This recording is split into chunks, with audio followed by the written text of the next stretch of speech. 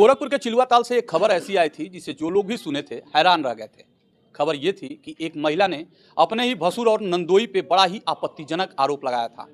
अब वो दूसरा पक्ष जो है आज गोरखपुर के प्रेस क्लब में मौजूद है। हम बात करके जानेंगे इन लोगों से कि आखिर मामला क्या है और किस बात को लेकर के इतना बड़ा विवाद हो गया कि एक महिला अपने भसुर और नंदोई पे इतना बड़ा गंभीर आरोप लगाती है। आप अपना नाम बता सकते हैं? सर, मेरा नाम रवि प्रताप सिंह है सर। कहाँ रहते हैं आप? मोरीपुर।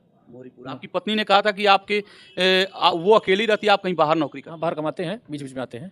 मार्च में आपकी शादी हुई मार्च थी? में शादी हुई थी सर। कब चले गए थे कमाने? कमाने हम 21-22 मार्च में चले गए थे। फिर आपका और आपकी पत्नी के साथ ताल्लुकात कैसे हैं, संबंध कैसे? शुरू में सही था सर, बाद में धीरे धीरे जब इसके पारिवारिक लोग इंटरफेयर करने लगे, मैके के लोग, तो पारिवारिक स्तर धीरे धीरे बिगड़ना शुरू हो कितना समय लगा बिगड़ने में? गया। बिगड़ने में सर शुरुआती तो झगड़ा शुरू हो गया 2 ही हफ्ते पे, दूसरे हफ्ते शुरू हो गया था। पर हम मैनेज करने की ज़्यादा कोशिश किए कि परिवार है, नए परिवार में आई है, कुछ दिन अपना समझेगी बुझेगी, धीरे धीरे समझ जाएगी, पर वो समझने को तैयार नहीं थी। तो विवाद का, झगड़े का जड़ क्या है? आपका जड़ ये था कि ये हमारे भाई के प्रॉपर्टी में हिस्सा चाहती थी, फर्म में।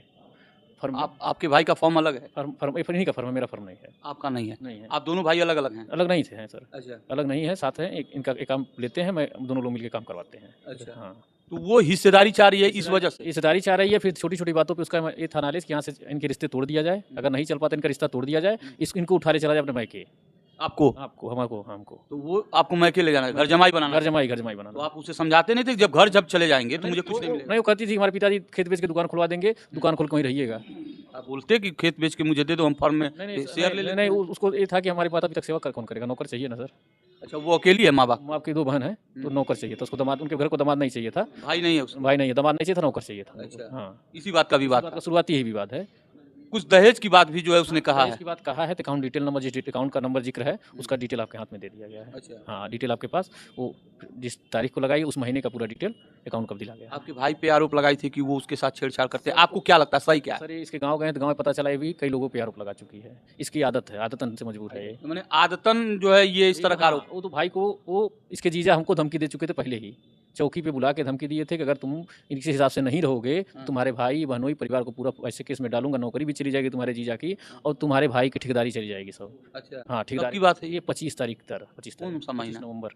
अच्छा, पिछले महीने? हाँ, 25 बरगदा चौकी पे हमको बुलाया गया था, चौकी इंचार्ज साहब बुलाए थे। अच्छा, यही पंचायत में? हाँ, यहाँ पंचायत में हुई थी क्या सर? हमको बुलाया गया था अकेले, हम मित्र के साथ गए थे। तो वो किस शिकायत पे बुलाया गया था? शिकायत था कि छेड़छाड़, हमको खर्चा नहीं देते हैं, ये शिकायत था उसका। छेड़छाड़ किसके? इनके ऊपर छेड़छाड़ का कह रही थी, लगाएंगे केस। अच्छा, इसके पहले नवंबर में लगा चुकी है? वहाँ एप्लीकेशन दे चुकी है। अच्छा। हाँ, तो एप्लीकेशन दे चुकी है, तो मामले में थाने में होता पति पत्नी विवाद है, तो थोड़ा सा साल के मतलब ये करके कि घर भेजा जाए। अच्छा, चौकी इंचार्ज साहब वही किए कि ये कि इनको पति पत्नी 2-4 दिन साथ रहेंगे, धीरे धीरे मामला सुलझ जाएगा और मामला फिर नॉर्मल हो जाएगा। उसके बाद आप चले गए? फिर उसके बाद हम नहीं, घर गए हम।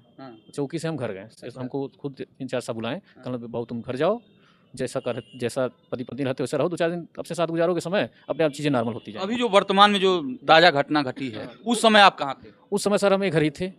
उस लेकिन वो तो कह रही कि कहीं बाहर नौकरी? नहीं, बाहर सर हम गोरखा उसके साथ ही रहते थे।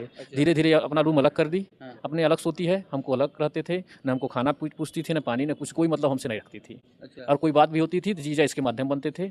कोई अगर हमसे बात भी करना हो तो हमसे नहीं बात करती थी, तुरंत अपने जीजा बुला देती थी। यहाँ तक कि दरोगा वकील की धमकी भी देती थी बार बार, कैसे केस में फंसाऊंगी, सब लोग चले जाओगे। इसका जीजा भी हमको धमकी दिया है। हाँ, इसका जीजा यहाँ तक कहा कि हम तुमको नौकरी दे रहे हैं, उनका नौकरी छोड़ो, मेरे अंडर में आके काम करो। क्या करता है जीजा? जीजा प्रॉपर्टी डीलर है। कहाँ रहता है? ये नौसड़ रहता है। अच्छा, क्या नाम है उसका? रविंदर सिंह। तो वो जो है नौकरी पे रखने के हाँ, हमसे कहा कि नौकरी छोड़ो, तुम्हारे अंडर में आओ, 15 रुपये महीना देंगे, वाइफ को मेरे घर लेकर रहो। हाँ, मतलब जो आपके भाई पे और जो आपके बहनोई है, ये बात नहीं माने, ये बात हम नहीं माने हैं, उसी का ये नतीजा है। ये नतीजा है। आपको लगता है कि इसके पीछे इसके जीजा का जो है? 100% हाथ है सर। छोटी छोटी बात भी उससे शेयर करती हैं, उनसे हमसे जो बातें नहीं शेयर करती, यहाँ तक कि मेरे बात का कॉल रिकॉर्डिंग तक उनके पास मौजूद रहता है। चौकी पे फोन निकाल के बहुत आपका रिकॉर्डिंग मेरे पास है। आप पत्नी से बात करते हैं, वो रिकॉर्डिंग जीजा के पास चला जाता है। अच्छा। ये बातें हैं सर, वो रिकॉर्डिंग वाइफ को ऐसा ही लोग किए हैं कि छोटी छोटी बात रिकॉर्डिंग करती है। अच्छा। अगर जब तक नॉर्मल लाइफ गुजर रहा था, आदमी समाज जैसे भाभी एक्सपायर की, तो चीज़ें नॉर्मल थी, बस अब दुखी था। तो उस समय जो बातें वो तक रिकॉर्ड करती थी। जो चीज़ें जब सामान्य चीज़ें थी, झगड़ा बवाल का थोड़ा दिन मैटर नहीं था। भाई मृत्यु हुई तो नॉर्मल चीज़ हो जाएंगी, कुछ रहेगा भी तो आदमी कुछ दिन के भूल जाएगा। पर धीरे धीरे पीठ पीछे हमारे गणित करती रही, ऑडियो रिकॉर्डिंग, वीडियो रिकॉर्डिंग, कहीं कुछ कर रहे हैं पीठ पीछे रिकॉर्डिंग, ये सब रखी रहे। अब जो फंसा दी मुकदमे में, इसके पीछे उसका क्या मोटो काम कर रहा है? इसका मोटो ये है कि दोनों भाई और बहनोई हमको काम दिए हैं, रोजगार दिए हैं। अगर ये दोनों को फंसा देंगे तो रोजगार इसका छिन जाएगा, या तो दबाव में आके माफ़ी मांग के हमारे अंडर में आ जाएगा, या तो इसका रोजगार छीनेगा तो अपने आप हमारे अंडर में आ जाएगा। आप कह रहे हैं कि वो आपके साथ रात में नहीं रहती थी, अलग कमरे में रहती थी? हाँ अलग काम है। क्यों ऐसा क्यों? यही बता पाएगी कौन उसको राय दिया, उनके साथ मत रहो। कितने दिन ऐसा चला? अरे लगभग महीना भर चला। अभी कहाँ है वो? अभी वो FIR दर्ज कराने के अगले दिन वो अपनी छोटी बहन को बुलाई, हमको इन्फॉर्म तक नहीं की कि घर छोड़ के चली गई। मायके चली गई? अपने रूम में, मेरे फ्लैट में भी ताला मार दी है वो। ताला मार दी फ्लैट में? फ्लैट में ताला मार दी और चली गई। बहन को बुलाई है, चली गई है। किसी को इन्फॉर्म भी करना उचित नहीं समझी, गेट खोली, अपना चली गई। तो भाई पे जिस तरह का आरोप लगाई है, आपको नहीं लगता है कि भाई इस तरह का काम किए होंगे? भाई का हिस्ट्री आज तक ऐसा ना कभी नहीं किया है। हाँ हिस्ट्री है, आप कॉलोनी से पता कर सकते हैं, मेरे गांव से पता कर सकते हैं, मेरी भी हिस्ट्री पता कर सकते हैं। आज तक ऐसा कभी कोई उंगली नहीं उठा सकता। अब क्या करेंगे उसके साथ जो है आगे का जो है संबंध आगे का कैसे? सर देखिए, अब तो FIR दर्ज हुआ है, इसका पहले सत्यता जांच हो। बाकी हम लोग ऊपर अधिकारियों को भी जाएंगे, भाई ऐसी ऐसी हम लोग से घटना हुई, ऐसे ऐसे मुकदमे फंसाया जा रहा है, यही किया जाएगा। आइए सत्यता जांच हो, क्या असलियत है, क्या सच्ची, इसके गांव से भी जांच कराई जाए, इसका कैरेक्टर भी जांच हो, मेरा भी हो, इसका भी हो। हाँ इसका भी कैरेक्टर पूरे गांव से लेके यहाँ तक जांच हो, हमारा भी कैरेक्टर यहाँ से लेके गांव तक जांच हो। हाँ आप क्या कहना चाहेंगे? आपके ऊपर ही जो है सारे आरोप लगे? जी, हमारे ऊपर ये सारे आरोप लगे हैं। और प्रथम आरोप लगाया गया है इसमें, जो लिखा गया है सर, कि 13 तारीख को मेरी मिसेस एक्सपायर हुई हैं, 13/9 में, और 25 तारीख को हमको लगाया गया कमरे में उनको छेड़छाड़ की है। जबकि उस समय ये भी, इनकी भाभी एक्सपायर की हुई थी, तो ये भी घर पे आए हुए थे और मियाँ बीवी साथ ही सो रहे थे। 28 तारीख को ब्रह्मभोज था और दोनों लोग का लोकेशन चेक कर लिया जाए, ये लोग साथ ही मिलेंगे। उस समय पहला छेड़छाड़ लगा दिया गया है। दूसरा छेड़छाड़ 14 तारीख को लगाया गया है। 14 तारीख को हमारे वहाँ हमारी मिसेस के आत्मा की शांति के लिए पूजा था, जिसका 9 बजे से 10 बजे तक लिखाया गया टाइम। 9 बजे से 10 बजे साल में आप साफ साफ सीढ़ी फूट देख सकते हैं। मैं नीचे साफ सफाई कर रहा हूँ, मैं सीढ़ी पे चढ़ा ही नहीं इसके फ्लैट पे, और आरोप लगे। वो ऊपर रहते थे? वो ऊपर के फ्लैट पे रहती है, हम लोग नीचे रहते हैं हम। और नीचे के फ्लैट पे आप देख सकते हैं, मैं साफ सफाई कर रहा हूँ। फुटेज भी आपके सामने साक्ष्य के रूप में उपलब्ध है। और उस समय लगा रही है कि इनके सीने पे चढ़ के हम इनके मैंने गुप्तांग को छू रहे थे। मतलब दोनों जो आरोप लगे हैं, उस दोनों दिन आपके यहाँ कार्यक्रम थे? दोनों दिन कार्यक्रम थे। एक टाइम ब्रह्मभोज का कार्यक्रम चल रहा था, एक टाइम पूजा का कार्यक्रम चल रहा था। अच्छा, तो कभी आपसे वो जो है किसी तरह का कोई डिमांड करी हो कि हमें ये दे दीजिए, हमें वो दे दीजिए, या हम आपको फंसाएंगे, इस तरह का कोई डिमांड? तो जो सामानों का रहता था वो मिसेस से ही करती थी। और हमसे एक बार वो ठेके का बात की कि ठेके में की हिस्सेदारी है, आप हिस्सेदारी दीजिए। तो हम कहा ऐसा है, ठेका का जो भी काम मैं शुरू किया हूँ, हम और हमारे मिसेज मिलकर हमने शुरू किया है, और ये मेरी पर्सनल प्रॉपर्टी है। काम दे सकता हूँ लेकिन उसमें हिस्सेदारी नहीं दे सकता। वो हिस्सेदारी हमारे बेटे को ही जाएगी। और मिसेज को एक्सपायर होने के बाद मैंने घर का दायित्व जो है अपने बड़े बेटे, जो हमारा 15 साल का पूरा हो चुका है, मैं उसके हाथ में दे दिया, जो इसको नागवार गुर्जा कि हमको ये मिलना चाहिए, ये अपने बेटे को दे रहे हैं। तो मैं कहा देखो, हम नहीं रहेंगे तो भी बेटा पाएगा, उसकी माँ नहीं है तो भी बेटा पाएगा, क्योंकि उत्तरदायित्व बेटे का ही बनता है सबका। कोई भाई कोई किसी नहीं बनता है, क्योंकि जब हम नहीं रहेंगे तो अगर सारे खातों में नाम तुम्हारा आ जाएगा तो उसका, अगर मैं नहीं रहा तो उसका परवरिश कौन करेगा?